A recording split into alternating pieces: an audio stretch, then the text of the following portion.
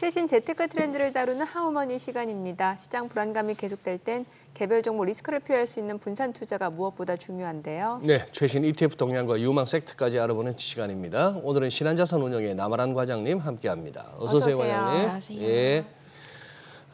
이제 7월 시작하면서 벌써 이제 하반기 시작해서 하순까지 접어들었습니다. 최근 들어서 또 이제 미국 대선까지 엮이면서 시장 상황이 좀 이렇게 급변하는데 우리 남 과장님 한번 시장 흐름 한번 정리 한번 해주신다면요. 네, 일단 뭐 지난 밤 그리고 오늘은 반도체 관련 주들이 좀 다시 반등을 하고 네. 있기는 한데요. 지난주에 대형 기술주들 대거 차익 실현 매물이 출회가 되면서 변동성이 굉장히 커졌습니다. 미국 빅테크와 반도체는 작년 하반기부터 올해 상반기까지 이제 명실상부한 주도주였었는데요. 주도주가 조정을 받는 가운데 시장이 방향성을 탐색하는 과정에서 빠른 순환매 장세가 전개가 되고 있습니다.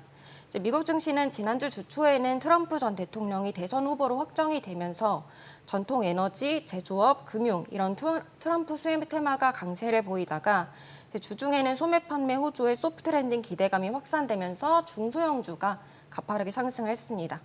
그러다가 또 주 후반에는 실업수당 청구 건수 급증에 고용시장 냉각 우려가 커지면서 빅테크에 이어 중소형주까지도 조정을 좀 받았습니다.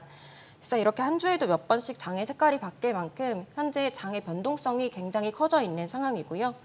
우리 증시도 반도체가 조정을 지난주에 받으면서 섹터 개별 이슈에 따른 순환매 장세가 전개가 됐습니다. 이제 화장품은 조정 이후에 아마존 프라임데이 행사에서 K뷰티가 베스트셀러로 선정이 되면서 반등을 좀 했고요. 그리고 의료 섹터는 FNF가 11개 국가에서 디스커버리 브랜드의 독점 라이센스 권한을 좀 취득을 하면서 강세를 보였습니다. 그리고 조선 섹터는 HD 한국조선양이 STX 엔진 인수 조건부 승인을 받으면서 HD 현대그룹 계열사 위주로 강세를 보였습니다. 네. 뭐 지금 시장 변동성이 워낙 확대되고 있다 보니까 그동안 뭐 이제 간밤에는 이제 빅테크 관련주들이 좀 많이 오르긴 했습니다만 그동안 또 가격 조정이 있었잖아요. 아무래도 ETF 수익률에도 좀 영향이 있었을 것 같아요. 네, 제가 지난달에 말씀을 드릴 때는 AI나 HBM 반도체 관련 ETF들이 다수 상위권에 좀 포진을 했었는데요. 이번에는 반도체 관련 ETF들은 차익 실현으로 아쉽게도 좀 상위권에서 빠진 모습이고요. 그리고 또 6월에 가파르게 상승했던 화장품이나 이제 식품 관련 상품들도 차익 실현 매물 출회가 되면서 상위권에서 좀 빠졌습니다. 대신 지난 한 주 동안 상위권 기록한 상품들을 보시면 지난주 이제 중국 삼중전해를 전후로 기대감이 반영되면서 중국 관련 ETF들이 좀 상위권에 기록이 됐고요.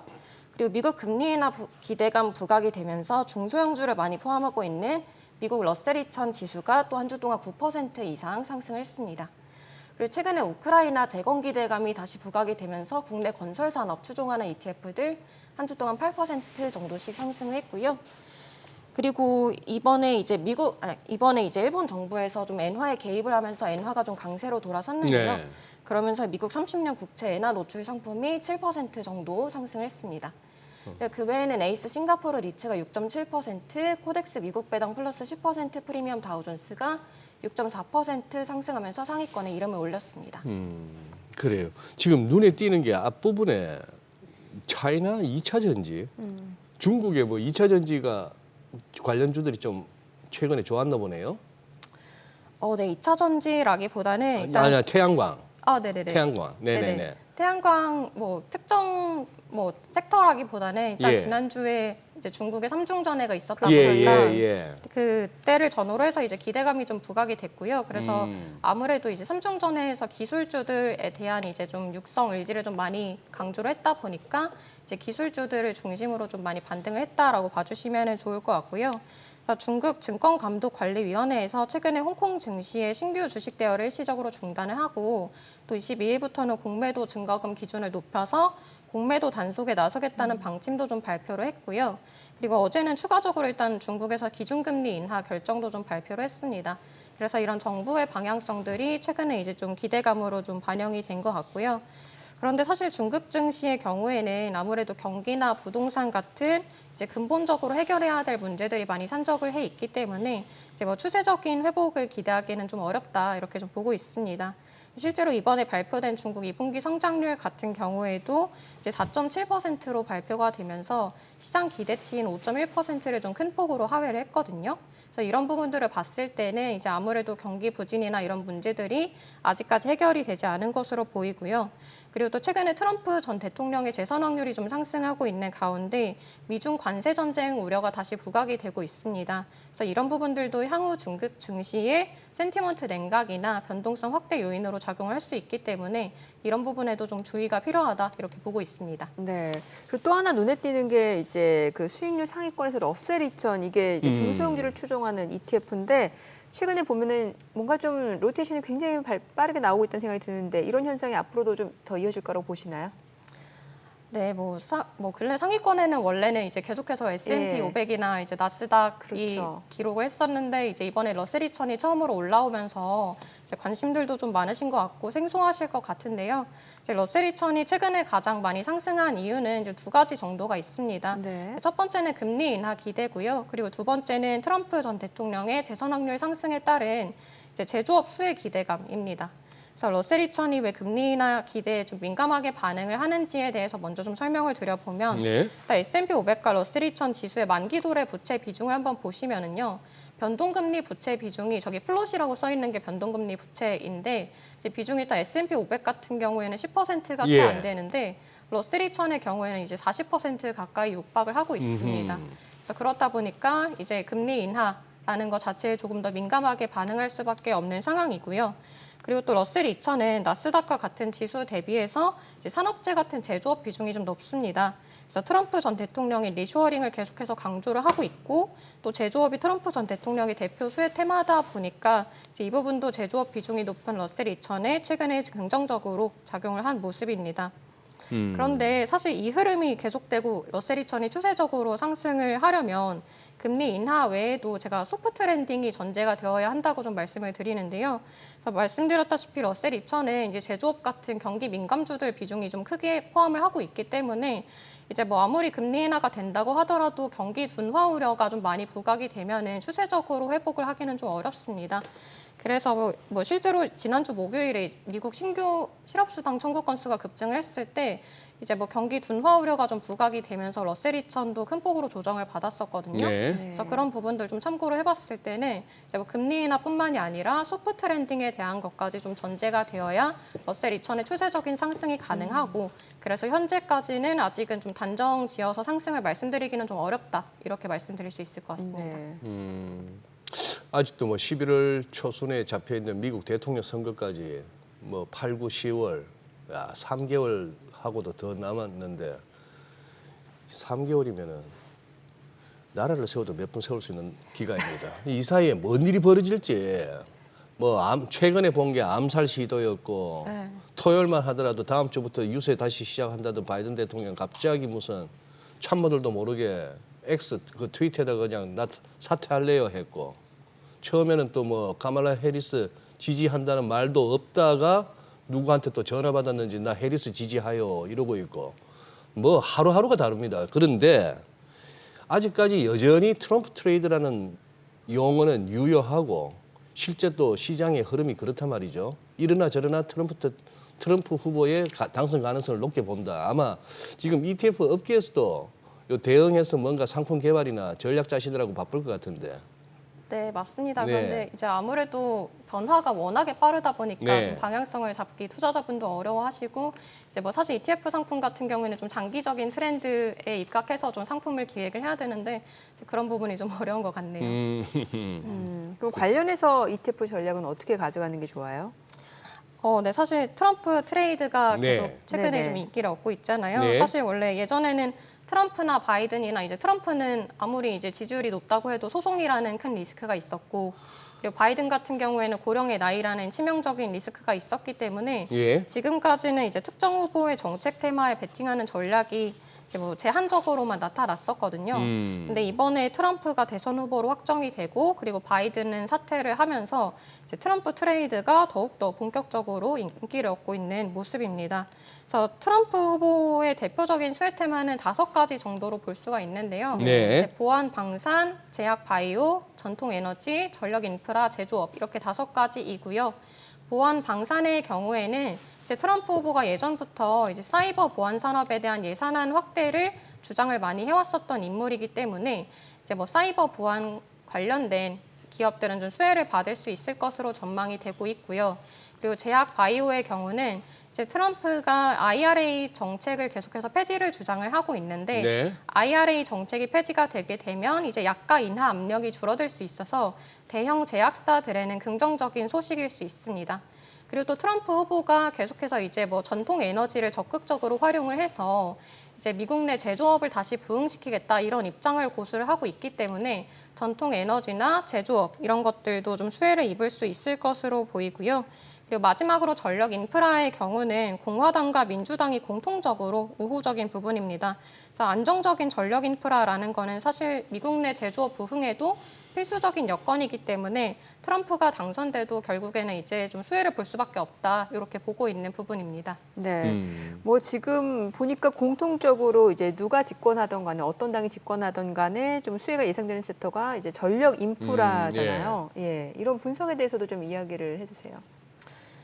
네, 맞습니다. 최근에 몇 년 새 이제 미국에서 기후 변화로 인한 폭염이라던가 데이터 센터의 폭증이라던가 이제 생성형 AI 이런 것들로 전력 수요가 급증한 가운데 이제 미국의 전력망은 굉장히 노후화되어 있다는 말들이 좀 많이 나오고 있어요. 네. 그래서 이 부분은 좀 어느 당이 됐든 대대적으로 이제 투자가 집행될 수밖에 없다고 좀 보고 있고요. 사실 뭐 지금 미국 전력망 인프라 평균 연식이 한 23년 정도인데 이제 수명이 25년 정도라고 하거든요.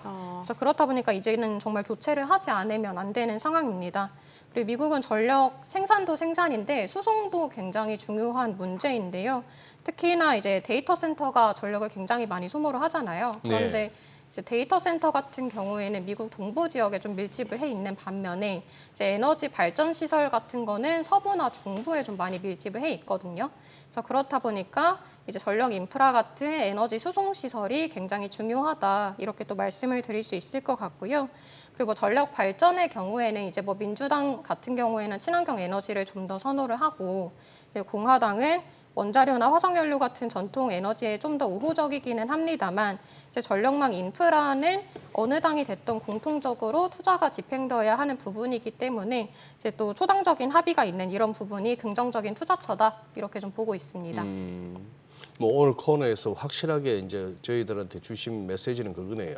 트럼프 대통령이 재집권을 하든 민주당에 누가 나와서 하든 간에 교집합은 있을 거니까 누가 되든 간에 할 수밖에 없는 그 중에 하나가 지금 이제 전력 인프라 이쪽이었고 맞아요.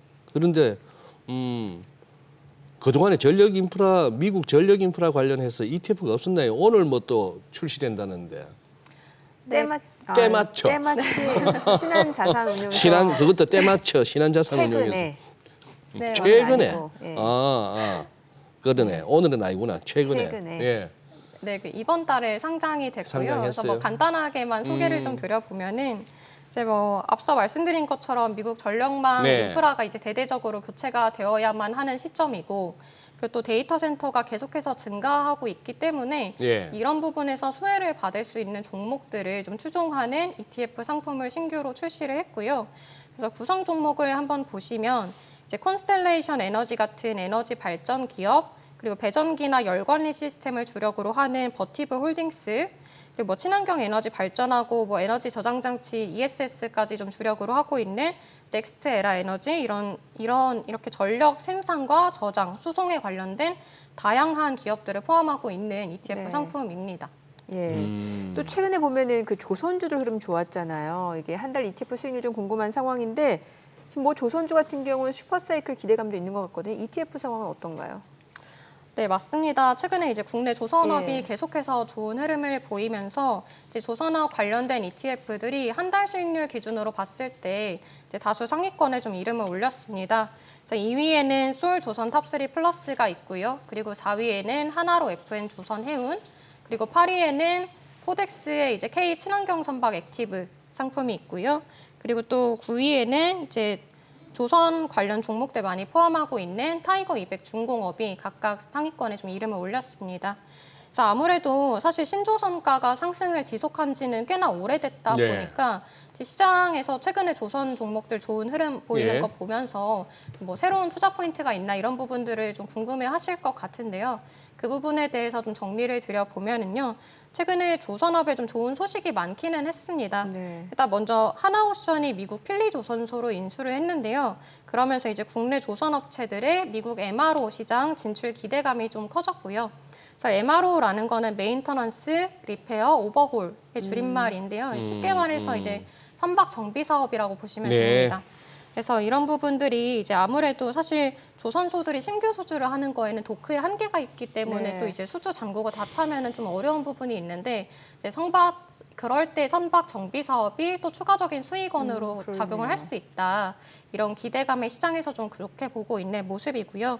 그리고 또 최근에 HD 한국조선해양이랑 HD 현대중공업 이런 국내 조선사들이 대규모 컨테이너선 수주를 받으면서 또 분위기가 좀 긍정적으로 전환이 됐습니다. 근데 사실 컨테이너선 같은 경우에는 조금 말씀을 드려보면 네. 작년부터 이제 뭐 치킨 게임이다, 공급 과잉이다 이런 말들이 계속해서 나오면서 시장에서 조금 우려를 하고 있었던 부분이었었거든요. 네. 근데 그러다가 이제 올해 이제 홍해 운행에 좀 차질이 생기면서 해상 운임이 급등을 하니까 이제 예상과는 다르게 이제 글로벌 선사들이 또 이제 컨테이너선 발주를 시작을 한 거죠. 예. 그래서 이제 예상치 않았던 부분에서 이제 막 수주가 들어오다 보니까 시장에서 좀 긍정적으로 보고 있는 모습이고요.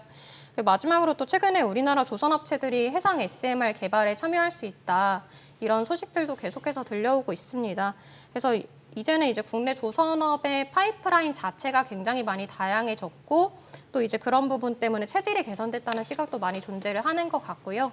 그래서 이제 또 슈퍼사이클이라는 이야기도 계속해서 제기가 되고 있는 것 같습니다. 네. 우리 남 과장님도 그러시고 아까 정민앵커도 질문 중에 슈퍼사이클 조선 섹터의 슈퍼사이클 얘기를 하시니까 가만히 보니 제가 참 상처 많은 사람이네요. 슈퍼사이클이라는 말을 들으니까 막 섬찟해요. 저 좌우지간 뭐 골드만삭스니 뭐니 쟁쟁한 선수들이 원자재 슈퍼사이클 그러면서 막 펌프질 할 때 유가 200불 가요, 뭐 구리가 얼마 가요 했을 때 다 그때 들어가면 몇 년을 개고생을 했거든요. 전부. 아 이번 잘 갈 때 좀 슈퍼사이클 얘기 좀 안 했으면 좋겠어요. 그래야 잘 가지 그냥. 괜히 슈퍼사이클 운운하니까. 근데 소장님이 이렇게 말씀해 주시니까 뭐 상승이 그거 보세요. 되겠죠. 최근에 갑자기 증권사들이 뭐 삼성전자 12만 원 간에 14만 원 간에 한꺼번에 막 리포트 쏟아지니까 삼성전자 또 조정받는 거 보세요. 가만히 갈 때 그냥 좀 냅두시고 상품만 그냥 만들어 주세요. 상품만. 어쨌거나 이 변동성은 큰데 한번 우리 남 과장님 ETF 전략 한번 세워주시죠 그러면. 네, 네, 맞습니다. 이제 좀 변동성이 크고요. 네. 사실 이제 제가 조선 관련된 ETF들 소개를 좀 해드리려고 이제 내용을 좀 이제 가져오기는 했는데 사실 조선 ETF들도 방법론이나 구성 종목에 조금씩 차이가 있거든요. 그래서 그런 부분들 만약에 조선 종목 보고 계시다 하면은 참고를 좀 하시면은 좋을 것 같은데요. 그래서 먼저 솔 조선 탑3 플러스의 경우는 이제 조선산업 대표 세 종목하고 그 외 주요 기자재 기업에 집중 투자를 하는 상품이고요. 그래서 조선산업을 이제 가장 순수하게 추종하는 상품이라고 봐주시면 됩니다. 그리고 이제 하나로 FN 조선해운이라는 상품도 있는데요. 이 상품 같은 경우에는 이제 HD 한국조선해양, 삼성중공업 이런 조선 주식뿐만 아니라 이제 HMM 같은 해운주까지 좀 포함을 하고 있는 상품이고요. 그리고 그 다음에 이제 코덱스 친환경 선박 액티브는 이제 친환경 선박과 키워드 유사도가 높은 종목들에 좀 투자를 하고 비중 같은 경우에도 이제 친환경 선박과 키워드 유사도가 높은 종목에 가중치를 주어서 이제 뭐 다른 여타 조선산 ETF들과는 다르게 삼성중공업을 조금 높은 비중으로 포함하고 있는 상품입니다. 그래서 아무래도 이제 활용도가 조금씩 다를 듯한데 만약에 이제 조선산업만 나는 이제 투자를 하고 싶다 하시면 솔 조선 탑3 플러스가 될 것 같고요. 그리고 나는 해운주까지 좀 투자를 하고 싶다 하면 하나로 조선 해운이 될 것 같고, 그리고 나는 친환경 선박이라는 트렌드 변화에 투자를 하고 싶다 이러면은 이제 코덱스 친환경 선박 액티브 이렇게 좀 활용을 하시면 좋을 것 같은데요. 그래서 아무래도 최근에는 뭐 물론 친환경 선박 자체도 조선 산업에서 굉장히 중요한 투자 포인트이기는 한데 네네. 이제 최근에는 나타나고 있는 투자 포인트들이 이제 방산이나 MRO나 뭐 SMR이나 굉장히 다양한 모멘텀들이 나타나고 있다 보니까 이제 그냥 조선 산업 자체를 추종하는 전략의 성과가 조금 더 좋았다 이렇게 참고를 해주시면 좋을 것 같습니다. 네. 네, 오늘 내용 잘 들었습니다. 그래, 고맙습니다. 고맙습니다.